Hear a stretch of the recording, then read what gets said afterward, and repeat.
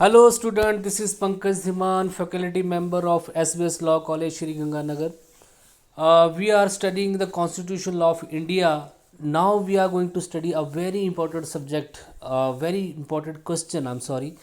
The state shall not deny to any person equality before law and equal protection of law within the territory of India. Discuss the above provisions and the state test held down by the Supreme Court determining the validity of law promulgated by the state from time to time. तो basically आज से हम जो है Indian constitution के अंदर जितने भी फंडामेंटल राइट्स हैं, फंडामेंटल राइट जो हमारे हैं वो आर्टिकल 14 से जो है 32 तक डिफाइन किए गए हैं। बहुत ही इंपॉर्टेंट सेगमेंट कॉन्स्टिट्यूशन का पार्ट 3, इंडियन कॉन्स्टिट्यूशन के अंडर पार्ट 3 जो है वहाँ पे हमें बताया गया है कि हमारे फंडामेंटल राइट्स क्या है and that all rights enforced by the judiciary. हमारी जो सुप्रीम कोर्ट और हाई कोर्ट है वो सुप्रीम प्रोटेक्टर है हमारे फंडामेंटल राइट्स के as well as the constitution के। बहुत ही इंपॉर्टेंट सेगमेंट यहाँ से आप ये समझेंगे कि हमें कॉन्स्टिट्यूशन ऑफ इंडिया ने क्या क्या राइट्स दिए हैं, क्योंकि आपने प्रेम्बल पढ़ा और प्रेम्बल में आपने देखा कि what is the object of the constitutional framers. उनका ऑब्जेक्ट क्या था? उनका ऑब्जेक्ट था हर तरीके से जो हमारे सिटीज़न ऑफ इंडिया है उनको क्या देना, उनको जस्टिस प्रोवाइड कराना, सोशल जस्टिस एंड पॉलिटिकल, उनको राइट्स देना, बिलीफ के, थॉट के, एक्सप्रेशन के, वो सारे राइट जो हैं हमारे फंडामेंटल राइट्स में दे रखे हैं। तो उन्हीं राइट्स को आज से हम स्टार्ट करेंगे। सबसे पहला क्वेश्चन आपके पास है आर्टिकल 14 से लेके 18 तक जो राइट दिए गए हैं हमें उनके बारे में बात करेंगे। आर्टिकल 14 से लेके आर्टिकल 18 तक जो हमें राइट है उनको इक्वालिटी बिफोर लॉ बोला जाता है। इक्वालिटी बिफोर लॉ, अब इनका मतलब क्या है? इन 4-5 आर्टिकल में हमें जो है इक्वालिटी दी गई, हमें समानता दी गई है कि हम कॉन्स्टिट्यूशन के अंडर सभी समान होंगे, राजा और रंक बराबर होंगे, nobody above the law, king can do anything wrong. अगर कोई राजा गलत करता है तो उसको भी वही सज़ा होगी। सॉवरन अगर किसी कॉन्स्टिट्यूशन का गलत करता है तो उसको भी वही सज़ा होगी जो एक आम इंसान को होगी। तो इक्वालिटी बिफोर लॉ का कंसेप्ट हमने जो लिया है ये अमेरिकन कॉन्स्टिट्यूशन से लिया है। देखिए जितना oldest constitution of the world जो है वो है अमेरिका। अमेरिका ने सबसे पहले अपना रिटन कॉन्स्टिट्यूशन लिखा था और उन्होंने वहाँ पे फंडामेंटल राइट्स अपने लोगों को दिए थे। हमने भी ये फंडामेंटल राइट्स का जितना भी सेगमेंट है वो अमेरिका से ही लिया गया है और उसमें वहाँ पे इक्वालिटी बिफोर लॉ एक बहुत ही इंपॉर्टेंट राइट बन जाता है। इक्वालिटी बिफोर लॉ का मतलब यहाँ पे ये है कि कानून के समक्ष समानता, कानून की नज़र में सारे समान होंगे, nobody above the law, कानून से ऊपर कोई नहीं होगा। और यहाँ पे राजा और जो प्रजा होगी, पीपल होंगे, वो सारे इक्वल ट्रीट किए जाएंगे। तो बहुत इंपॉर्टेंट कंसेप्ट यहाँ से। और देखिए सबसे इंपॉर्टेंट बात है कि पार्ट 3 इंडियन कॉन्स्टिट्यूशन में जो फंडामेंटल राइट दे रखे हैं they are enforceable by the Supreme Court and High Court. It means कि अगर इन राइट्स की वायलेशन होती है by the system, by the police और any authority and corporation of India, then you can directly approach to the Supreme Court and High Court through writ के through जो है आप सीधा वहाँ पे जा सकते हैं। रिट का प्रोविज़न जो है वो आर्टिकल 32 में बता रखा है, वहाँ पे आप देख लेंगे। तो इसको स्टार्ट करते हैं हम। देखिए article 14 to 18 of the constitution provides every person with the fundamental rights of equality. Article 14 से 18 तक जो हमें राइट दिए गए हैं वो इक्वालिटी से रिलेटेड है। Article 14 provides that the state shall not deny to any person equality before law और the equal protection of the law within the territory of India. Article 14 में साफ बोला गया है कि जो स्टेट है, जो देश है, वो अपने लोगों को डिनाई नहीं करेगा इक्वालिटी बिफोर लॉ और equal protection of law within the territory of India. मतलब टेरिटरी ऑफ इंडिया के अंदर जितने भी लोग रहते हैं, स्टेट जो है, देश की जो सरकार है अपने लोगों को सारे इक्वालिटी के राइट्स देगी और इक्वल प्रोटेक्शन ऑफ लॉ भी वहाँ पे प्रोवाइड करवाएगी। आर्टिकल 15 जो है वो discrimination on the basis of religion, race, caste, sex नहीं हो। किसी भी जो है रिलीजन के बेसिस पे, रेस के बेसिस पे, कास्ट, सेक्स और बर्थ प्लेस के बेसिस पे किसी के साथ भी जो भेदभाव, डिस्क्रिमिनेशन नहीं होगी। आर्टिकल 16 हमें ये बताता है कि जितनी भी पब्लिक एम्प्लॉयमेंट होगी, जितनी भी सरकारी नौकरियां होंगी, सभी को बराबर मौका मिलेगा उनको लेने का। आर्टिकल 17 जो हमें बताता है कि अनटचबिलिटी, किसी के साथ छुआछूत का बिहेव जो है नहीं किया जाएगा। अगर छुआछूत होगी तो समानता कहाँ पे रही? अगर आपके साथ किसी तरीके का कास्ट, रेस, सेक्स और बर्थ प्लेस के बेस पे डिस्क्रिमिनेशन किया जाता है तो समानता कहाँ रहेगी? अगर आपको इक्वल अपॉर्चुनिटी ऑफ एम्प्लॉयमेंट नहीं मिलेगी तो समानता कहाँ पे रहेगी? और इसके अलावा आर्टिकल 17 जो है आपको ये बताता है प्रोहिबिशन ऑफ द टाइटल। जब हम किसी को टाइटल दे देते हैं ना तो वो सोसाइटी में अलग हो जाता था। जब हमारा देश गुलाम था बिफोर द इंडिपेंडेंट, यहाँ पे टाइटल का रिवाज था। टाइटल क्या होता था? जैसे छत्रपति शिवाजी, जैसे ये महाराज, राजा, महाराजा, योर हाइनेस, रानी, महारानी, ये सारे टाइटल दिए जाते थे। और इससे क्या होता था, वो जो पर्सन होता था वो सोसाइटी से सम हाउ डिफरेंट होता था, उसकी पोजीशन अलग होती थी, हालांकि वो भी एक इंसान ही होता था। तो ये कहीं ना कहीं जो है हमारी गुलामी को दिखाता था, इक्वालिटी नहीं थी। इसलिए सबसे पहले जब हमारा देश आज़ाद हुआ तो आर्टिकल 18 में एबोलिशन ऑफ टाइटल किया गया। अब without the consent of the central government किसी को भी कोई टाइटल नहीं दिया जाएगा, कोई भी उपाधि किसी को जो है नहीं मिलेगी। अब हाँ, यहाँ पे गैलेंट्री अवार्ड होते हैं और यहाँ पे सिविल अवार्ड भी हैं, जैसे पद्म भूषण, पद्म विभूषण, भारत रत्न या गैलेंट्री अवार्ड, परमवीर चक्र, वीर चक्र, ये सारे जो अवार्ड हैं ये विद द कंसेंट ऑफ यहाँ पे अवार्ड हो सकता है। तो डिफेंस के मैटर में यहाँ पे अवार्ड टाइटल हो सकता है, बाकी किसी भी मैटर में जो है अवार्ड नहीं हो सकता। सिविल मैटर में सिविल अवार्ड में और गैलेंट्री अवार्ड जो है हो सकते हैं, वहाँ पे टाइटल हो सकता है। बाकी अगर किसी भी पर्सन को कोई भी टाइटल जो है सरकार की तरफ से नहीं दिया जाएगा। और अगर किसी को टाइटल लेना होगा तो फॉरेन गवर्नमेंट से भी अगर किसी को टाइटल मिलता है तो उसकी परमिशन भी पहले सेंट्रल गवर्नमेंट से लेनी होगी।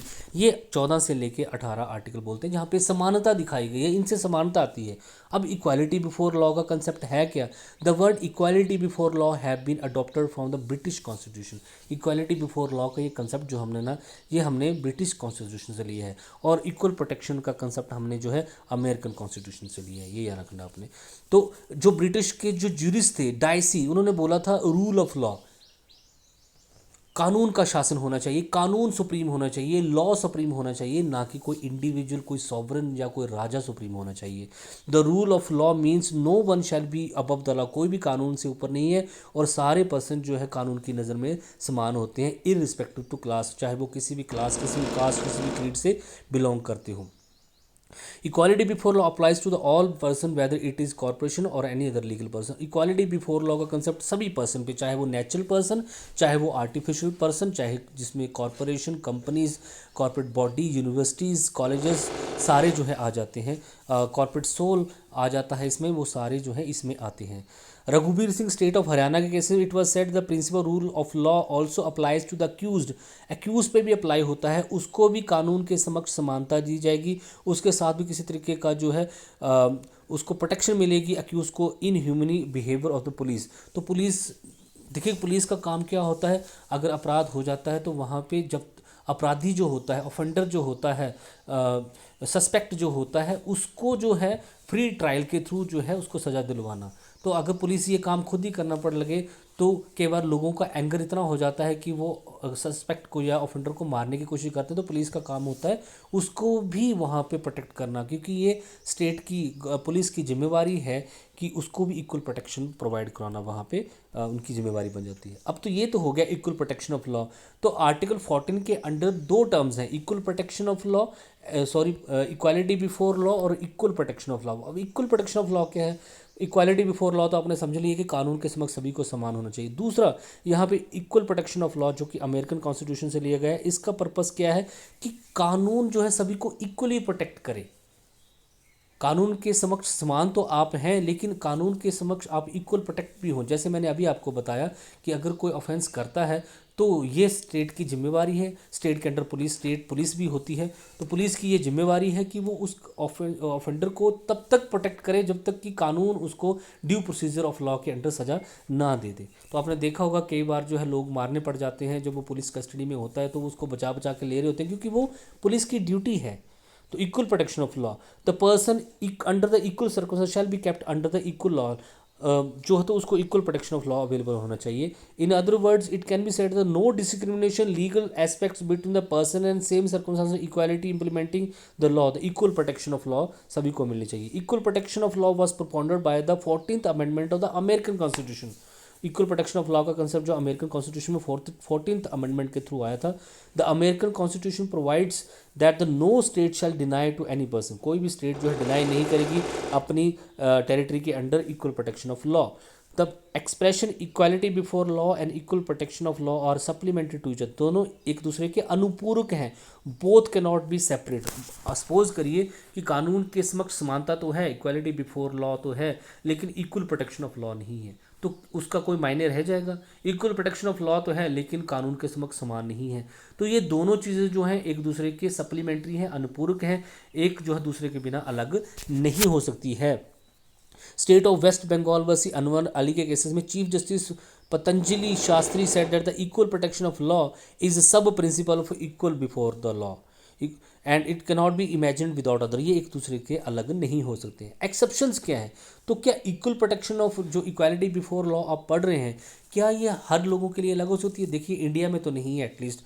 अगर अब आप ये सोच रहे होंगे कि इक्वालिटी बिफोर लॉ तो है ही नहीं, यहाँ पे कानून के समक्ष तो सारे बराबर है ही नहीं, यहाँ पे कुछ स्पेशल सर्कमस्टांसेस में कई लोगों के लिए बड़े अलग से लॉ हैं, जैसे वुमेन लॉ यहाँ पे हैं, चिल्ड्रन लॉ यहाँ पे हैं, SC ST के लिए लॉ अलग से हैं, रिजर्वेशन का सिस्टम यहाँ पे है। तो जब रिजर्वेशन आ जाता है, वह आरक्षण आ जाता है, तो इक्वालिटी कहाँ पे रही? तो यहाँ पे ये एक्सेप्शन है। लेकिन मैं आपको बता दूँ जितने भी हमें राइट्स इंडियन कॉन्स्टिट्यूशन के अंडर देख रखे हैं वो एब्सोल्यूट नहीं है, कहीं ना कहीं उसके एक्सेप्शंस हैं। इक्वालिटी बिफोर लॉ का मतलब नहीं है कि कानून की नज़र में हर एक इंडिविजुअल जो है बराबर होगा। इंडियन सिचुएशन ऐसी नहीं है, इंडियन सर्कमस्टांसेस यहाँ पे और हैं, यहाँ पे नीड होती है कुछ स्पेशल लॉ की for the special person like women. तो वुमेन के लिए आपने देखा कितनी सारी अलग से लेजिस्लेशन यहाँ पे वुमेन को ही ज़्यादा इंपॉर्टेंस देगी, जैसे dowry prohibition act, domestic violence act, sexual harassment at work place act, ये सारे स्पेशल वुमेन के लिए। बताओ हमने वुमेन को जो है ज़्यादा इंपॉर्टेंस दे दी है क्योंकि ये हमारी ज़रूरत थी।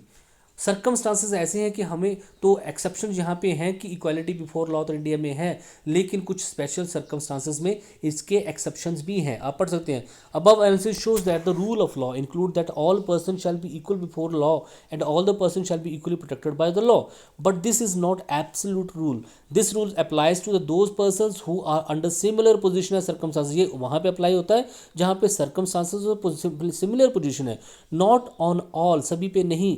There are several types of person in the society like male, female, rich, poor, forward, backward. Their requirement, expectation and problems are different. उनकी अपनी ज़रूरतें हैं, अपनी डिमांड्स हैं। Their requirement, expectation, problem different. Their living standards may be different. Hence the same law cannot be applied on the universal. तो सभी पे equal law apply नहीं हो सकता है। It means the law is applied then it shall be inequality rather than equality. अगर हम एक लॉ सभी पे अप्लाई करेंगे तो इक्वालिटी की वहाँ पे जो है इनइक्वालिटी आ जाएगी। तो इसलिए यहाँ पे कुछ रिजर्वेशन जो है for the special classes like poor and rich, आपने देखा होगा रिच को ज़्यादा टैक्स देना पड़ता है। तो इक्वालिटी बिफोर लॉ है, कानून के समक्ष तो सारे समान है, क्यों रिच ज़्यादा टैक्स दे? लेकिन जरूरत यह है कि पुअर जो है टैक्स नहीं दे सकता, इसलिए हमने अमीर पे लगाया हुआ। तो ये क्या अनइक्वालिटी हुई? नहीं, ये एक्सेप्शन में आ जाता है इंडियन कॉन्स्टिट्यूशन के अंडर। हमने SC ST के लिए अलग से लॉ बना दिए हैं, जनरल के लिए अलग से हैं, कोटा बना दिया है, रिजर्वेशन बना दी है। तो ये ज़रूरी था, यस ज़रूरी था, क्योंकि इन ये जो कम्युनिटीज़ थी, SC ST थे, अदर बैकवर्ड क्लासेस थे, ये इतने ज़्यादा डेवलप नहीं हो सके थे। तो इनकी डेवलपमेंट के लिए, इनकी बेटर जो है डेवलपमेंट के लिए ज़रूरी था कि इनको कुछ स्पेशल बेनिफिट वहाँ पे दिए जाएँ, स्पेशल कानून इनके लिए बनाए जाएँ। तो देखिए यहाँ पे जब भी यहाँ पे लिखा हुआ the may it this means that the state can make classification. तो इक्वालिटी बिफोर लॉ का कंसेप्ट जो आर्टिकल 14 में आप पढ़ रहे हैं ये यूनिवर्सल नहीं है। क्लासिफिकेशन हो सकती है, रिजर्वेशन हो सकती है, some special law for the special personality या फिर सर्कमस्टांसेस लॉ हो सकते हैं। कानून इक्वालिटी बिफोर लॉ जो है ये कंसेप्ट जो है ये यूनिवर्सल नहीं है, यहाँ पे कुछ एक्सेप्शंस हो सकते हैं। रीजनेबल क्लासिफिकेशन, लेकिन आर्टिकल 14 जब भी कोई ऐसे लेजिस्लेशन बनाए, जैसे डॉरी प्रोहिबिशन एक्ट में हमने वुमेन को जो है सारे राइट दे रखे हैं। अगर आप जो है बाकी और बड़ी लेजिस्लेशन देखें तो वुमेन को एब्सोल्यूट राइट है। अगर आप पंचायती राज एक्ट में जाए तो वुमेन को वहाँ पे अब 50% जो है रिजर्वेशन देने की बात हो रही है। तो ये क्या अनफेयर है कि वहाँ पे मेल और फीमेल का जो एक रेशियो है वो ख़त्म हो रही है कि फीमेल जो है वो होगी ही होगी, चाहे मेल हो ना हो। तो कहीं ना कहीं अनइक्वालिटी तो है, लेकिन ये ज़रूरी है for the better development of the such community, such gender. तो जब भी क्लासिफिकेशन की जाए या कोई ऐसा लॉ बनाया जाए जो कि इक्वालिटी बिफोर लॉ से हटके हो, या जहाँ पे हमारा जो मेन प्रिंसिपल है फंडामेंटल राइट का वो उसमें एक्सेप्शन में आ रहा हो, तो ये चीज़ें होना जरूरी है, तभी वो वैलिड लॉ माना जाएगा। The classification must be founded on the intelligible differentia. एक इंटेलिजिबल डिफरेंशिया होना चाहिए, डिफरेंस होना चाहिए। तो जैसे पुअर और रिच में एक डिफरेंस है, ठीक है जी, और इसके अलावा मेल और फीमेल एक डिफरेंस है, तो हम सभी समझते हैं, इसको बोलते हैं इंटेलिजिबल डिफरेंशिया। आप दिमाग लगा के डिफरेंशिएट कर सकते हैं। वुमेन की कंडीशन इतनी अच्छी नहीं है। इसके अलावा डिफरेंशिएट मस्ट भी, और जो डिफरेंस जो है on the basis of rational relation होना चाहिए, और उसका कुछ ना कुछ लॉजिक होना चाहिए वहाँ पे। सिंपल वर्ड में आप बोल सकते, it can be said the classification should be such that it appears to be reasonable on the ordinary prudent man. एक आम इंसान, जो आम इंसान सोच वाला व्यक्ति हो, उसको भी लगे कि यहाँ पे नहीं, क्लासिफिकेशन जरूरी है। अब जो इक्वालिटी बिफोर लॉ का जो कंसेप्ट है उसमें क्लासिफिकेशन हो सकती है। इट मीन्स हम स्पेशल कम्युनिटी को, कास्ट को, क्रीड को, किसी पर्सन को स्पेशल बेनिफिट दे सकते हैं, लेकिन ये ग्राउंड क्या होंगे? On the basis of geographical position. Geographical position जैसे अरुणाचल प्रदेश हो गया, उत्तराखंड हो गया, हिमाचल प्रदेश हो गया, इनको सरकार जो है कई बार ज़्यादा फंड प्रोवाइड कराती है, उनको ज़्यादा फैसिलिटी प्रोवाइड कराती है, उनको सेंटर से ज़्यादा एड मिलती है। क्यों मिलती है? बिहार को ज़्यादा एड मिलती है, क्यों मिलती है? क्योंकि उनकी जियोग्राफिकल सिचुएशन ऐसी है, वहाँ पे अभी तक डेवलपमेंट नहीं हुई है, तो उनको जो है ज़्यादा फंड की और ज़्यादा जो है वहाँ पे सोर्सेस की जरूरत है। इन फेवर ऑफ स्टेट, किसी स्टेट के फेवर में ज़्यादा हो सकता है। टैक्सिंग देखिए आप, टैक्स मैटर जो होते हैं वो ऑन द बेसिस इक्विटी जस्टेड कंसाइंट ही होते हैं। हालांकि वहाँ पे इनकम टैक्स एक्ट बना है, उसमें साफ लिखा हुआ है कि ये इन लोगों को टैक्स देना पड़ेगा, तो बाकी कमा तो और भी रहे हैं, उनको टैक्स नहीं देना। क्योंकि ये इसलिए पॉसिबल है क्योंकि क्लासिफिकेशन हम कर सकते हैं, हमारे कॉन्स्टिट्यूशन में ये आज़ादी है, सभी पे इक्वल लॉ जो है वो ट्रीट नहीं किया जा सकता है। स्पेशल कोर्ट और स्पेशल सर्कमस्टांसेस में या फिर एडमिनिस्ट्रेशन ऑफिसर से रिलेटेड कुछ क्लासिफिकेशन जो है हो सकती हैं। State of Nagaland, Ratanlal AR 1967, DP Joshi state of Madhya Pradesh, classification on the basis of geographical and regional circumstances was held on constitutional. तो इस बेसिस पे कुछ लॉ बनाए गए थे, कुछ स्पेशल जो है बेनिफिट जो है लोगों को दिए गए थे जियोग्राफिकल बेसिस पे, रीजनल बेसिस पे, वो कॉन्स्टिट्यूशनली वैलिड माने गए। क्योंकि इनको कोर्ट में चैलेंज किया गया, इनको ज़्यादा राइट दिए गए, तो कोर्ट ने बोला कि नहीं, कोर्ट का काम क्या है? सुप्रीम कोर्ट कॉन्स्टिट्यूशन के प्रोविज़न के अकॉर्डिंग ही काम करना। तो उन्होंने आर्टिकल 4 को देखा, हाँ जी, इन डिस्क्रिमिनेशन तो है, लेकिन on the basis of rational discrimination है। इन्होंने ऐसे ही बोला जियोग्राफिकल कंडीशन पे स्टेट ऑफ पंजाब अजाजियद सिंह के केसेस में भी ऐसा ही हुआ। तो ऐसे ही similar situation is of the taxing law, state can be elect and classify the person to the state, जो है क्लासीफाई कर सकती है पर्सन को, अलग से क्लासिफिकेशन हो सकती है कि किस पर्सन ने टैक्स देना और किसने नहीं देना, ये कॉन्स्टिट्यूशन के अंडर वैलिड माना गया है। तो इस तरीके से 10 the article 14 provides guarantee of equality and equal protection law. Article 14 जो है हमारा एक बहुत बड़ा राइट हमें देता है, equality before law, equal protection of law, लेकिन साथ के साथ जो है हमें क्लासिफिकेशन भी अलाउड करता है कि हम जो है स्पेशल पर्सन के लिए थोड़ा अलग से ट्रीट कर सकते हैं। Thank you so much, have a nice day.